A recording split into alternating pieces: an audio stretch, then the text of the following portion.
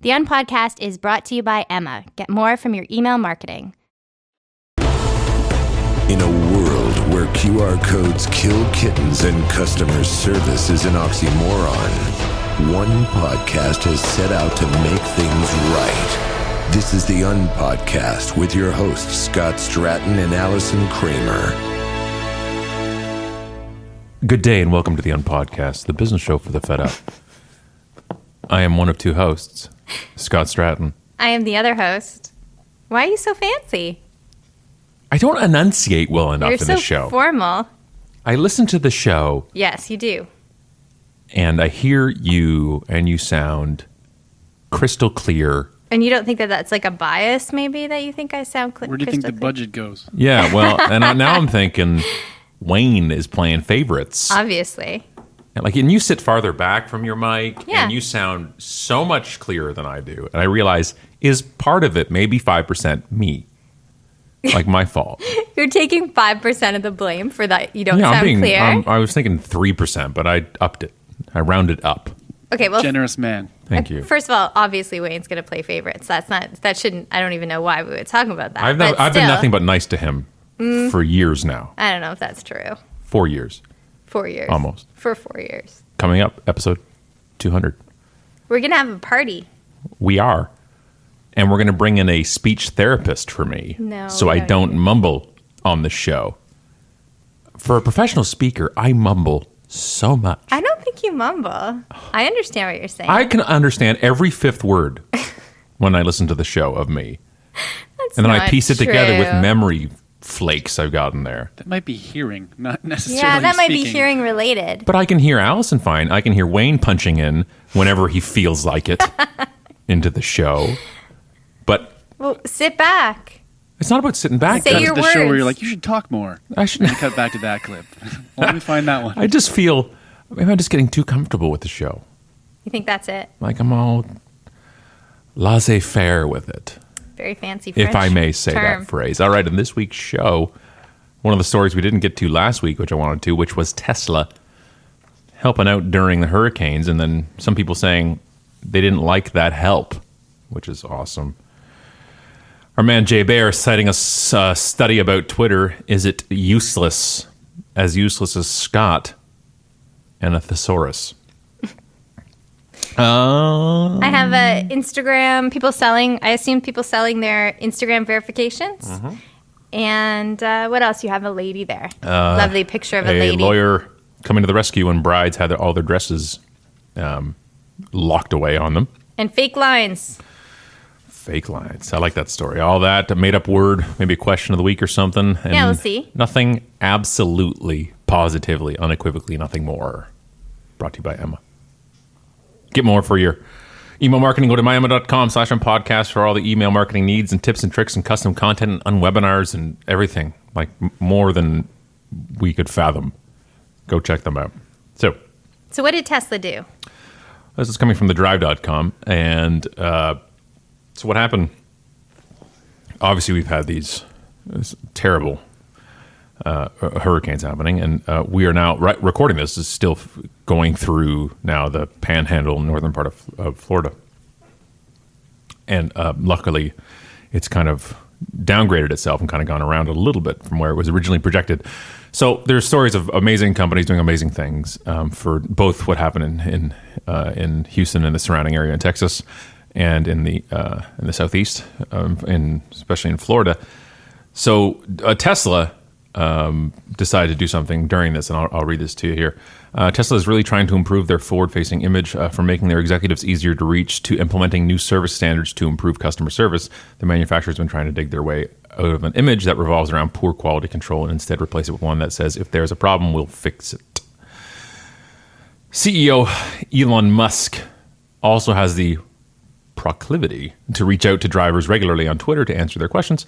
And now he's taken it to a new level and committing to implement a new feature based on only a single tweet.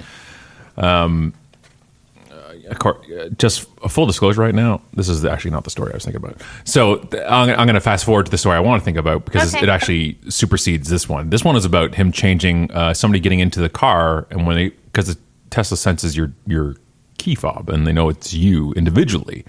And so what the person requested when I got it, could it change to my seat configuration, right? And then I get in the car, and then when I turn off the car, can the thing back itself out so I can get out easy? Anyway, so that was the original story. Now the story that just come out was that Tesla allowed by an immediate, just a, kind of a click of the button, not really, but kind of, that everybody in the Florida and the surrounding threatened area, they extended the battery life of their car. So they could drive farther. To go drive about 30 miles farther. So I think the charge was 60 whatchamahoozits. Yeah. Whatever that charge level is. 121 gigawatts. And they uploaded it. This is why I love you. So they uploaded it. They upgraded it to 75. See, all those. I think that's so cool. You can upgrade your car with virtually. So those Model S's in the base, like any car, right? You have the base. What's the term I'm looking for? I don't know. The base version. Anyway, model? So the model, thank you. The base model is at the lowest rate, and they always put that, hey, look, it starts at this price, but nobody buys that base model for that. And so this one was, the battery life was going to be whatever that would be at the 60 megahertz. In other words. So if you up for X amount of money more, you would go to 75. Now, the batteries that were put into the cars are 75 because they're not going to come and swap the battery if you want to upgrade. It's simply an upgrade, and you say yes, and it allows it to go faster. So brilliant way to... Yeah, it's great. It's great. It's actually like 100% profit when you upgrade it because it's simply, a click of their button and a change in their system. So they came out and said, look, every one of those in our 60 will be at 75 for this thing. And they allowed all the cars to do that. And now there's been some backlash about that. Maybe I'm just reading the wrong people and the wrong stuff, but they're like, well, isn't that scary how they can just control your car like that? And they help people get farther with their battery life during a emergency. Yeah, and some people are saying, well, relax, like you just flicked a switch that you didn't have to flick. Yeah. Yeah, I think it's great. Yeah, I thought it was awesome. So the good story of that was like they're just saying, look, we can do that, but it brought to the question of people saying, well, how much control should a company have over your car? And people bought a Tesla knowing that. I mean, it's not like they just flicked the switch or whatever and all cars everywhere had to change. People had bought a Tesla. They obviously authorized the company to be able to make upgrades when necessary, or if they wanted to pay money, they could get upgrades. So it's not like it just happened to everybody. It was their customers. I think it's brilliant shipping a battery like that. And then it's cool. And the thing is, if you have a problem with that, you bought it knowing exactly what it does. It's not like people didn't know there was a more powerful battery in it. They already knew that battery was in there too. They're moving it to worse. Yeah. I mean, they're making it more efficient. That is a positive. Surge charging now, so we're going to put it down to 30, and if you want to get out of the storm, you'll have to pay us. That would be a bad story. It would. So this is from theconsumerist.com. It says, how much is Instagram verification worth on the black market? So I know your Twitter is verified. Is your Instagram verified? No. No. Okay. So it says, here in the social media era, everyone is a brand, but some more than others. Verified influencers on social media platforms can make a pretty penny selling access to their influence. And so it perhaps is unsurprising that the ability to influence is itself a hot commodity you can buy. Verification on most platforms is hotly coveted, but for a well-known person or brand to get the blue check mark on Facebook or Twitter is a fairly straightforward process. Anyone can use a publicly available form to apply. Instagram, however, is another thing entirely. So it says here that Instagram often gets lumped into one sentence with Twitter and its parent company, Facebook. But in one key way, it's a little different. While every social platform that exists doubles as an advertising platform, on Instagram, the line blurs heavily. For some influencers, to be on Instagram is to advertise, with no clear line between a person being and a person selling. And that's something we've talked about a lot, about FTC rules, about having to state if you've been paid or given free merchandise, all these kinds of things. So it says the FTC has put social media influencers on notice to follow the dang rules about disclosure already. But follow-up reports indicate that most of them still aren't, and instead continue to be stealth advertisers hawking wares for cash as if genuinely enthusiastic about something, despite Instagram itself making sponsorship connections easier to disclose. So verified accounts have more cachet with the platform's massive audience and are more likely to show up in search results. Owners of those accounts also get access to extra features. The point is, there's money to be made by getting the attention on Instagram. Verified accounts get more attention, which can mean more money. So, one verification selling middleman has told Mashable that he's sold access to the verification little check mark or whatever it looks like on Instagram anywhere from $1,500 to $7,000. which is pretty crazy. And it says there's another seller who sells verification badges for $3,000 to $7,000. A third says he sells them for $5,000 to $8,000. And it says 60 to 80% goes to the employee who does the deed inside Instagram, who actually puts the check mark on. That's how much money they get. So I didn't know about this. Did you know about this before you read it, that you could buy the verification? Well, you can buy it illegally. Yeah, of course. Anytime there's a advantage on a platform, people will seek to exploit it in the shortest path and route possible. It says that some of the sources at Instagram have told Mashable they've seen verification sell for as much as $15,000 and for as little as a bottle of wine. Yep. There's individuals determining it. So I got verified on Twitter because I knew somebody that knew somebody. But you still had to. Oh, it wasn't because you did you go and do it? No. There's a forum or something, right? No, you just. Now, mind you, I was a heck of a force on Twitter back in 2010, 2011. Like I was pretty strong. My Twitter game was strong. So the verification was not unwarranted, for sure. I was one of the most powerful people on Twitter for 9 minutes. This isn't our first date. You don't need to impress me with your Twitter following. I don't know if I know how to put this, but I'm kind of a big deal. I remember once at a book launch party for somebody, I mentioned to somebody else, I mentioned my Twitter following number, and she turned to me and said, "Did you just tell me how many followers you have?" I'm like, "Well, no, I was just in context of the." She's like, "Huh." She hated you. She thought you were the worst. It was at Amber Mag's book launch. And we were just talking about something, and I just dropped the fact that I probably was. I was trying to boast. Yeah, you're probably boasting a little bit, but you're different now. I am. Yeah. So again, that's the whole thing, right? If that gives more credibility or clout to somebody, they want to do it. Of course, they're always fighting for the check mark, to the point where people will make fake check marks. Do it on Twitter a lot too. They'll put a check mark beside their name in the name part, so it looks verified, and it's not. It looks verified. Exactly. I'm surprised Instagram that there are people that. What surprised me about this whole thing is that there are people inside Instagram who work there that would take money to do that. And I'm being honest because I feel like there must be someone who overlooks it, and doesn't it? Like, aren't they going to realize that like Dave's making way more money than he used to, and all of a sudden he's verifying all these people? Why would you risk your job? Get found out. Yeah, so I don't know. That is actually what it didn't surprise me that people wanted to pay for them, and it didn't surprise me there were middlemen or whatever trying to work a deal for people. What surprised me was that the people actually who work at Instagram would take the risk of accepting cash to do it, because I feel like it's only a matter of time before Instagram figures it out. And to me, it's just like, hey, you work in Silicon Valley, you need all the money you can get. You know how much it costs there? Yeah, I don't know. I feel like you're going to risk your job. It's probably not a good way to. Yeah, not only risk your job, but risk future employment too. Yeah, like it's doing not something shifty. Yeah, that's a little bit. I don't know. It's a good noise. Thank you. You're welcome. A friend of the show, a friend of our family, and a friend of yours, if you play your cards right and pay and get a verified badge. Snappy dresser. Is Jay Bear. That's all I wanted to say. There's no That's article. it. No, That's the whole thing. We're just going to talk about Jay awkwardly. Jay and I met on a dark and stormy day, and we kind of came up together, and we both signed I signed a book deal. Then I said, you got to get this guy, Jay, because he kicks ass, and he did it. And he dresses very fancy at events. We're the polar opposites in that way. But Jay has convinceandconvert.com. I know many of you have heard of it. And a great site, one I've always gone to myself. And he came out with something recently that I read and was so good or so interesting that I printed it out at 9:54 p.m. last night because I thought we needed to talk about it. So Jay says, no doubt Twitter remains a conversation platform for media and influencers, and Twitter's role as a customer service platform remains strong, partially as a result of positive functionality tweaks. But as a way to get new people to discover your content and read your blog post or listen or your podcast or to watch video, nah.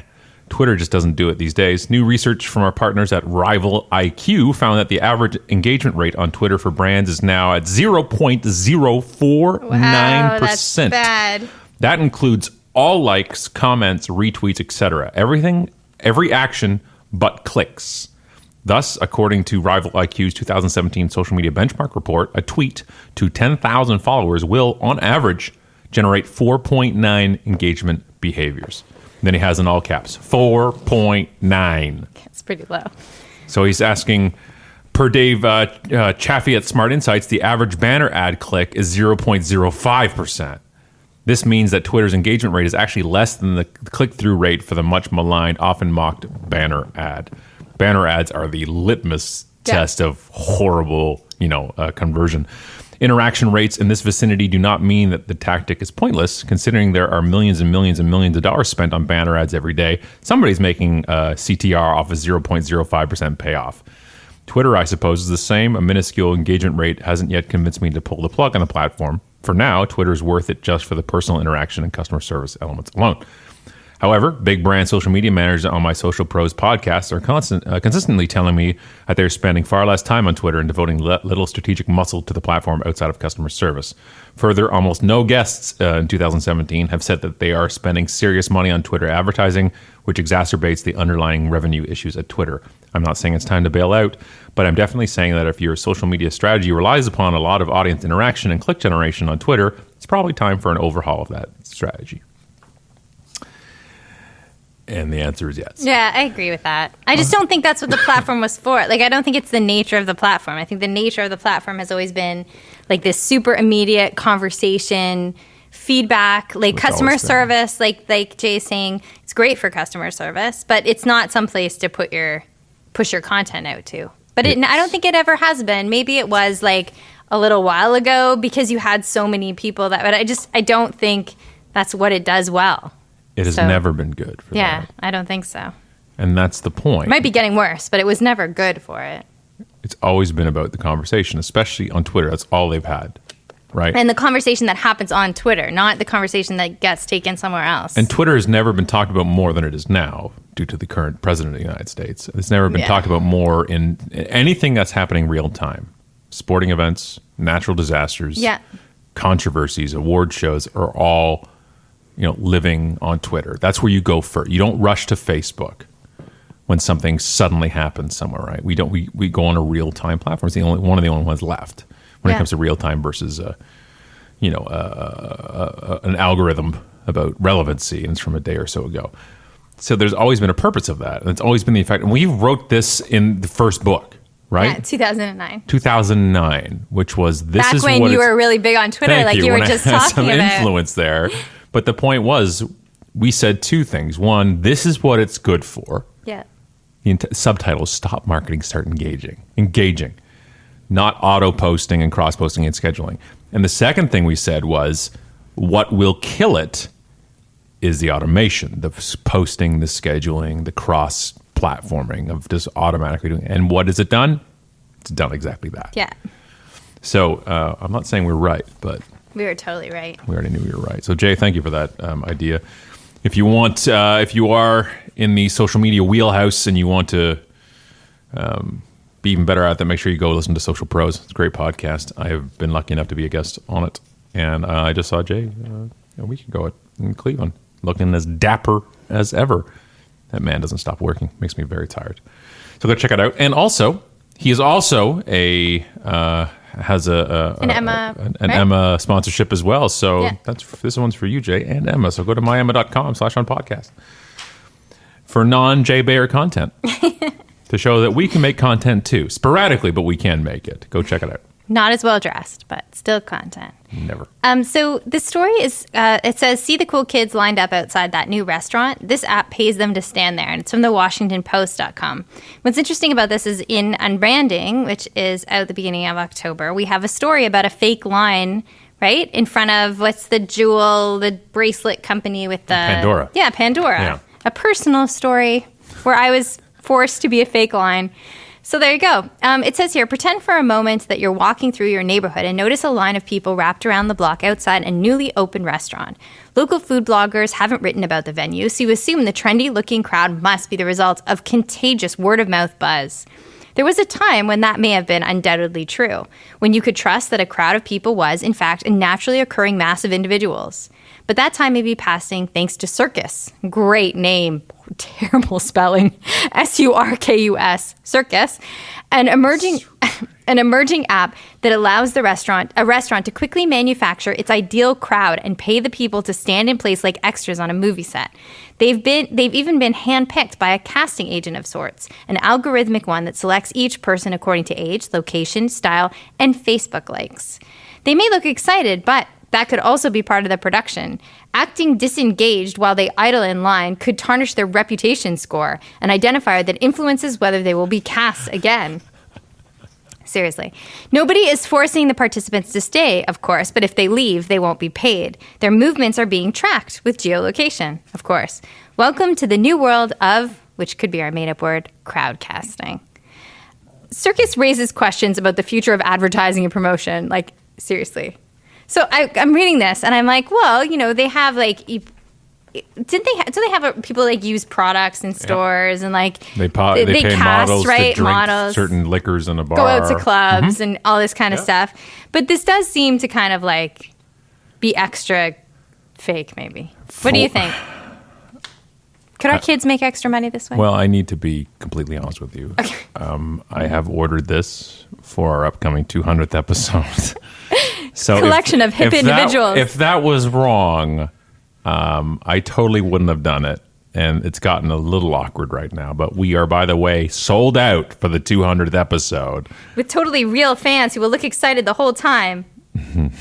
We're just going to film them the whole time. Do you think this is different than like, let's say I'm opening a restaurant and I want to have a big opening weekend. I know PR, like I know it's important that the newspaper is going to write about me. People are going to see me. And so I hire a PR team or whatever, and we do a whole big thing, and part of the PR team is that people come out like, and I choose waiters that look a certain way, and I have is that different? Like, is this extra, or do you think it's kind of totally bogus? But I also understand it.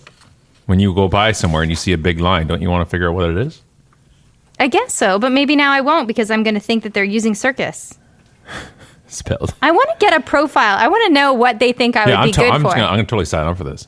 Yeah, It says, once an event has been scheduled, Circus's algorithm sorts through users' profiles using the client's desired search criteria. For example, a gaming company throwing a launch party might ask Circus to find men and women ages 18 to 32 who like comic books, day parties, dance music, and the company's product. Look, nobody who likes comic books likes day parties. What's a day party? Or it's like a day party in Vegas. Like it's a party during the day. Day parties. Don't these people have school or jobs? They're 18 to 32. No, because we're trying to earn money standing in line. That's how it works. And frankly, anybody who likes comic books like myself also does not like human interaction. So Carolyn Thompson, 27, a contributing writer to Vice, said she downloaded Circus and attended an event last year in Chicago club full of, quote, finance bros on a Thursday night. Oh, no. It was a little weird that probably 80% of the women at the club were there because of the app. Yep. And she was paid $40 to attend, if you're wondering how much money you can make working for Circus. Yeah. I'm totally going to make an account. You're a talkstitute. You're there to talk and stand there. That's it. Substitute. Thank you, everybody. I think we have a sub in. If five. Tip your server. Thank you for having us. Word of the day has been bumped. Yeah, I can't even say the word of the day I had. That's so much better. What's the app called? Circus, but it's Surkus. Circus. So the story in the book is about us going to Pandora, and it was before the holidays. It wasn't like the day before Hanukkah or Christmas. It was like 2 weeks before, and we were going, and it just happened to be that time of year. It was not particularly busy at the mall, but they wouldn't let you into the store because they'd set up a line outside, and they made everybody wait outside of the store with this like rope, like a red rope, and there was a person at the door, and it kind of made it seem like it was busier in the store because you can't really see all the way into the store. So when you walk by it in the mall, there were always people waiting outside. Right. Even though they could have gone inside. Like, we didn't need to wait outside. It wasn't like they'd reached the, fire marshal's maximum for people and we had to be outside. They just wanted to have the appearance of a line. And I was so irritated. And so that's the story. But maybe they should use Circus. Yep. And put fake lines outside their store. Trying to sign up. I think this is only the States. So, Scott, we're doing a podcast, so maybe you could sign up for your Circus account I was trying later. to make money in my spare time. Well, right now you're making podcasts. Sorry. I was trying to sell my body. Yes. As a talkstitute. Bing. So, a nice story to wrap it up before we get to a made-up word or so. This is from a website, MiamiHerald.com. I love things from websites. This is thousands of... By the way, we had somebody write to us. Speaking of digressing. Okay. We had somebody... You see, what happened is we weren't speaking about digressing We weren't. when I digressed. That's why that it's was funny. the joke. If I have to explain it, Adam, it's not funny Did anymore. somebody actually write to us? Yes. Okay. So this is real. Okay. I'm ready. I didn't pay him $40 to stand in virtual line and write us. So he wrote us that he loves the show, but come on. You need to do something more now. We need interviews with... They're bored? Yeah. Wow. Like, it's got to be more than you reading Adweek articles every week. And by the way, we've had no Adweek article this week. Not in a while. A couple Thank weeks you at least. very much, Carol. Well, why don't you... So he's saying we should get interviews with the brands that screw up. I'm like, yeah, because Why that's would what they want to be on our show? Because that's what they want to talk about. Coming up next, Peter Fitzpatrick from Air Canada. Yeah, I can't wait to talk to Scott. Yeah, not going to happen. So, although we take it, we do note your complaint has been lodged. Yeah, lodged. So, this is from the, thank you, both, either, together.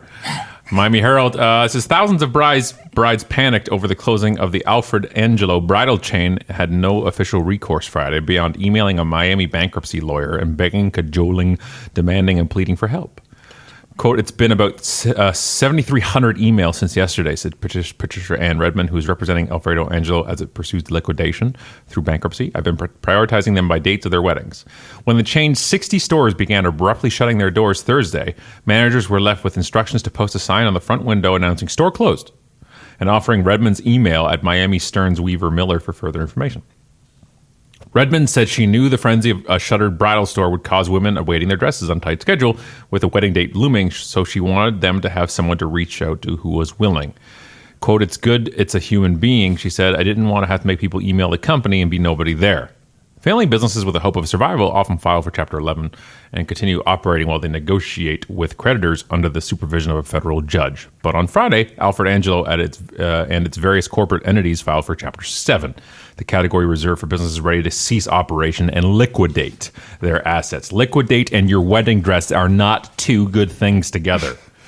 As a part of its Chapter 7 filing, Alfred Angelo dismissed all of its employees, including executives at its headquarters in Delray Beach. That's left darkened stores across the country and nobody to contact but Redmond for relief. She said headquarters told stores to ship out any dresses ordered by brides before closing the stores for good, but not all of them did. There were still dresses due to brides in the stores. People were calling and saying, my dress is in the store. I can see it. Oh, through the window. Through the window. The company's website on Friday night had no mention of its closing, but gushed about extending the chain's Get It Now or Never sale. Yeah, I bet. That includes discount as high as 80% for all in-store bridal gowns. Redmond described a spectrum of distress from brides. Someone said, you've ruined my life.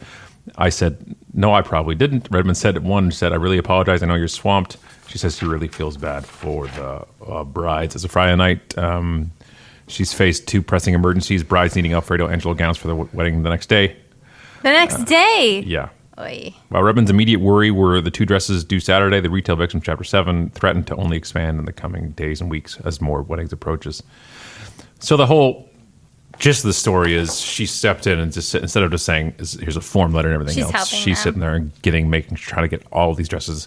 The number of bridal stores closings I've heard of in the past couple of years. Maybe I've only heard of them because it's so impactful. Could be. But and you also get the money. Is it mostly up front or is it? I don't know. Well, maybe we should get married again. How about Jeans that? and a t-shirt. Yeah. You got it. Let's go after We have this. witnesses here. I assume Adam is an ordained minister Of course he is. because he's so kind and can do nothing wrong. I assume Wayne. Do you think that'll appease dude who wants us to interview people if we get Yeah. married on the show? I got my best bro Wayne. You got Kathy, the maid of dishonor. Hi-yo! Because of what I played off. Okay. Anyway. Do you want to hear? I don't know if we need another made-up word after the amazingness that you had before. Let's give it another one. Do you want one? Yeah. Okay, let's do one. Don't make any sense. Don't mean no offense. It brings laziness. What is all this craziness? Every week we do a made-up word submitted by you through the tweezers, the Twitters, the Facebooks, the Instagrams, and the website. Send us a made-up word or word you've read and says, you know what, that's just not right. Send it to us, and if we read your example, we will send you any choice of our book you want. You name it, we send it. So this is from Christina Walkingshaw, and the word is a one-bagger, or as a verb, one-bagging. And she put a little disclaimer, not something you want to look up on the Urban Dictionary. So, Wayne, what's a one-bagger? remember, we'd like to stay on iTunes? Everyone who's answering. I'm declining comment. Christina, I'd like us to be friends. Yeah. I'm just putting that out there. I can't think of anything even remotely PG. Appropriate? Does anyone want to take a guess? Please use it in a sentence. Scott was one-bagging across Canada. Woo! I've one-bagged this whole country. He has. Yeah, taking one bag with you, I guess. See, I gave him a little Yeah, you gave him I gave him the a cheat. Yeah. So it's someone who, or the art of, permanently or temporarily living out of one bag, usually for someone living the digital nomadic lifestyle. So I would like to say I travel often and I always one bag it. Yeah. I'm There you go. I'm a huge one-bagger. You are a huge one bagger. Yeah. Oh, man, nothing makes me happier than one-bagging it across the country. We one-bagged Vegas. We did. a month ago. We always do. Woo! At least once a month. And there you go. I don't really have a question this week. I think we're good here. Yeah, we're good. Christina is a friend of the show and ours. She's she hooked us up for the Rome trip too. She gave us all that all the tips and everything else. awesome. And she's always contributing. And we love her words. So. And always contributes to the Unsecret Santa as well. So hey, we'll one bag with you any day. Next week. Bye-bye. Bye, guys. Be sure to subscribe to the podcast on iTunes and visit theunpodcast.com. And remember, friends don't let friends use QR codes.